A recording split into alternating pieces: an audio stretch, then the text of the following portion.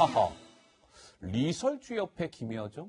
리설주는 김정은의 부인, 김여정은 김정은의 여동생. 무언가 있는 것 같습니다. 자, 지금부터 준비된 뉴스는 고영환 전 북한 외교관이시죠? 한국관광대 겸임 교수, 대한민국의 최고의 북한 전문가십니다. 어서 오십시오. 안녕하십니까? 안녕하세요. 예. 부끄럽습니다. 자꾸 그러지 마세요. 예, 알겠습니다. 예. 자, 52일 만에 모습을 드러냈습니다. 어디에서 뭐 하고 있을까 궁금했습니다. 52일 만에 5일 경기장이라는 곳에서 모습을 드러냈네요. 이 사람이 영상으로 준비되어 있습니다. 만나보시죠.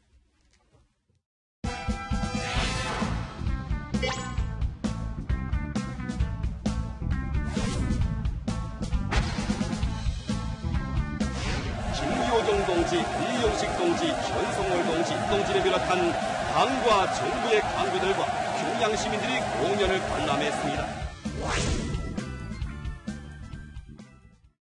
아이고 어디에서 뭐하고 있는가 궁금했고 여러 가지 관측이 나왔는데 김정은의 여동생 리설주가 김민지 기자 드디어 모습을 드러냈네요. 네, 김정은의 여동생 리설주가 아니라 김여정입니다. 아, 그렇죠. 김여정. 리설주 여사 옆에 등장했습니다. 저게 이제 어제 방송으로 공개된 모습인데요. 저 시점은 그제입니다. 그제. 그러니까 52일 만에 김여정이 모습을 드러낸 건데요. 그동안 하노이 회담 결렬로 인해서 근신설이 나돌았잖아요. 그렇기 때문에 어디서 자숙하고 있을 것이다. 뭐 이렇게 했었는데 오랜만에 공개석상에 등장했습니다. 자리를 보니까요. 김정은 내외 바로 오른편에 앉아서 리설주 여사 옆에서 모습을 드러냈고 김정은과 함께 집단 체조를 관람했다는 소식입니다. 야, 영상 좀 한번 봅시다. 자, 김정은 위원장이 있고 그 옆에 리설주가 있고 바로 그 옆에 리설주가 자리하고 있어요. 그러니까 김여정. 아, 김여정. 자꾸 왜 이렇게 말을 잘못할까요? 죄송합니다. 김여정이 자리하고 있는데 교수님 저 자리 위치나 이런 게 굉장히 좀 특이한 것 같습니다. 아니 지금 저 영상에 보면 바로 김여정 옆에 있는 사람이 이수영 당중안의 부위원장이거든요. 아, 요 옆에. 예. 안개 낀 분. 예. 저분이 공식 서열로는 김여정 부부장보다 훨씬 앞인데 근데 왜 김여정보다 옆자리에 앉았을까 그런 의문을 많이 제시하는데 저 행사가 네. 저 김정일 옆에는 최희라는 노동당 선전부장 겸 당전의 부위원장이 앉아 있습니다. 아, 김정은 옆에. 김정은 옆에. 오른쪽에. 그리고 김여정 바로 옆에는 이수영이가 앉아 있는데 이건 뭐냐면 저 행사를 주관한 부서의 책임자가 바로 선전선동부고 선전선동부 제1부부장이니까 옆에 가까이 앉은 거지 이수영 당중안의 부위원장보다 급수가 더 높이 올라간 건 아니다. 그렇지만 어쨌든 52일 만에 네. 모스크바도 안 갔고 울라디보스톡도 안 갔고 러시아. 52일 만에 저렇게 나타난 것은 일단은 네. 근신하는 모양새에서 벗어났다. 그리고 일단 벌 줄 사람은 다 벌을 줬고 이미 자숙할 것은 자숙을 했고 이제부터는 활동을 한다는 공개적인 메시지다. 이렇게 보실 수 있을 것 같습니다. 아하, 이제 자숙 기간은 끝났다. 네. 이번에 김여정이 이제 또 막 동분서주 계속 모습을 드러내겠네요, 교수님. 그렇죠. 동분서주 모습을 드러내고 일단은 네. 자숙한 모습, 그 자숙하는 모양새를 취했다고 제가 여러 번 자숙 코스프레라고 이야기를 했는데 자숙 코스프레. 사실 나올 때 보면 자숙한 여성의 모습이 아니고 아주 활발하게 나와요. 나올 때 모습을 다시 볼 수 있으면 좋겠는데 나올 때 나오는 거 보면 손목을 흔들면서 이렇게 기분 좋게 나오거든요. 예. 그걸 보면 일단은 이제는 나는 딱 자숙이 끝났습니다. 이제부터는 내가 정상적으로 활동을 하겠습니다 하는 모습이. 지금 이 모습. 예. 저 나올 때 손을 흔들면서 손을 이렇게 나오는데 톡 이게 공손이 자꾸 나오는 모습이 아니거든요. 예. 그러니까 이제는 자숙설은 끝난 거죠 이제. 알겠습니다. 자, 김여정 얘기를 했고요. 그분 이제 이번에 좀 관심이 있었던 인물은 김영철 북한 노동당 부위원장이잖아요. 지금 저 5일 경기장 대집단 체조장에 김영철도 모습을 드러냈는데, 야, 이게 참, 한번 시청자 여러분 보세요. 김영철 좌측의 모습은 지난 2월 달의 모습입니다. 뭐 그냥 멀쩡했을 때 모습이죠. 근데 그제 5일 경기장 대집단 체조장의 모습을 드러낸 김영철. 비교가 되고 있는데, 언뜻 봐도 한 4개월 사이에 많이 수척해진 것 같죠?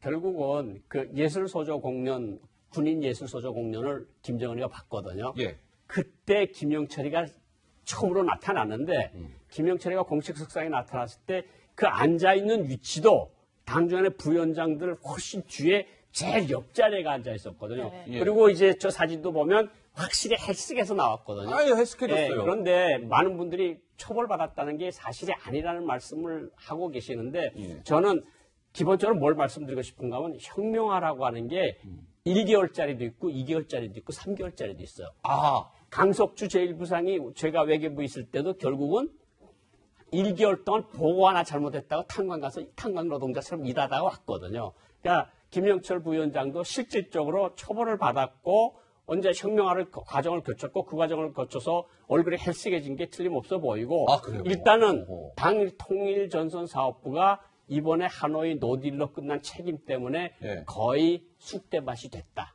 그런 전원들이 들려오거든요. 그러니까 예. 이것 때문에 지금 남북 대화도 잘 진행되지 않고 있는 것으로 일단 보이는데 예. 북한 통일전선사업부가 미국과의 회담에서 많은 잘못을 저지른 거로 그렇게 당주간의 지도가 결론을 내고 김정은 위원장한테 보고를 했다. 보십시오. 확실히 수척해졌어요. 수척해진 게 알리지 않습니까? 많이 말랐고요. 예. 그러니까 교수님 보시기에는 저 김영철 부위원장이 지난 2월과 그제 요 몇 개월 사이에 분명히 그게 한 달짜리든 두 달짜리든 뭔가 혁명화 교육을 받고 왔을 것이다. 네.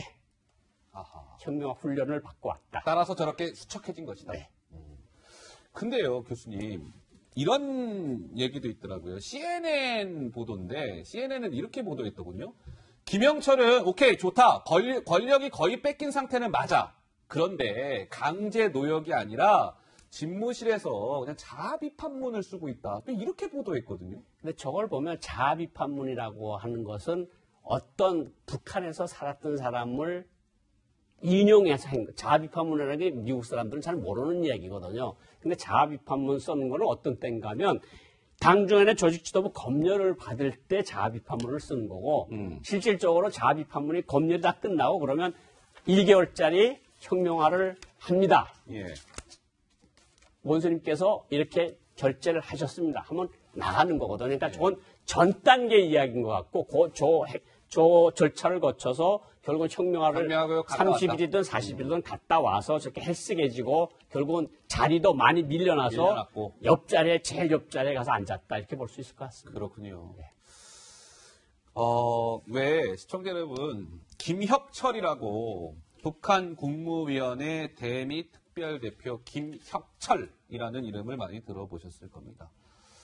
이 사람이 평양의 미림 비행장에서 목숨을 잃은 거 아니냐, 처형된 거 아니냐, 뭐 이런 좀 보도가 있었습니다만, 근데 김민지 기자, 이 처형설이 있었는데 또 좀 약간 뭐 CNN이나 이런 데서는 좀 다르게 보고 있는 것 같더라고요. 네, 그렇습니다. 물론 그제 있었던 저 행사에서는 김혁철 대표의 모습은 보이지 않았지만 다른 보도가 나왔습니다. CNN이 김혁철은 구금 상태에 있으나 여전히 살아있다라고 보도를 살아있다. 했고요.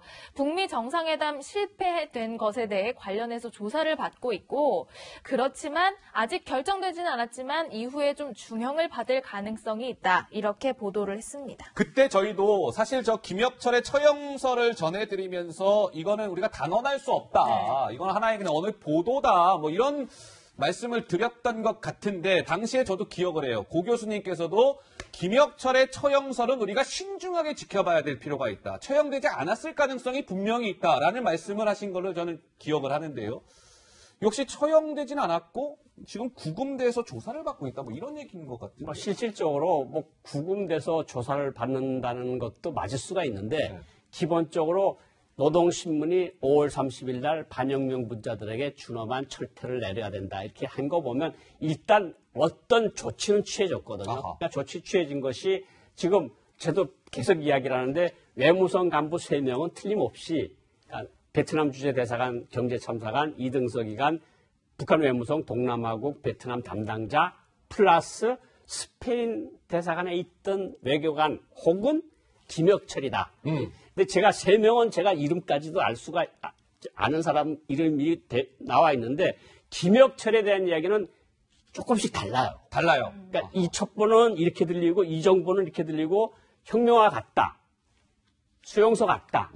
미림 비행장에서 총살이 됐다. 그래서 저도 계속해서 김혁철에 대해서는 일단 우리가 조심할 필요가 있고 저 사람은 어떤 절차를 거쳐서 다시 나올 가능성도 배제할 수는 없지만 예. 어쨌든 처벌을 받은 거는 맞다. 아하. 그러니까 숙청이 되고 뭐 숙청이라는 거하고 처형이라는 건 다르죠. 분명히 다르거든요. 그러니까 숙청은 분명히 됐는데 예. 그것이 처형인지 정치범 수용소인지 아니면 혁명화 노역인지 요거는 좀 더 두고 봐야 두고 돼요. 봐야 된다. 그렇겠죠. 김영철도 저렇게 뭐 혁명화 교육을 갔다 왔을 가능성이 점쳐지는 마당에 김혁철이라고 온전할 수 있겠습니까? 그렇습니다. 그렇죠. 예. 요즘에요, 시청자 여러분, 김정은 국무위원장의 행보가 예사롭지 않은 것 같습니다. 어제도 또 어딘가 간 모양이에요. 자, 조선중앙통신이 오늘 보도했습니다. 김정은 동지께서 6월 4일이면 어제입니다, 어제. 6월 4일 인민무력성, 우리의 국방부죠? 인민무력성에서 군 공연 군인 가족들과 기념사진을 찍으시었습니다. 이렇게 보도했어요. 사진 한번 볼까요? 이겁니다. 아이고야, 사람들 어마어마합니다. 저 중앙에 김정은 위원장이 앉아있는 것 같죠? 네. 예.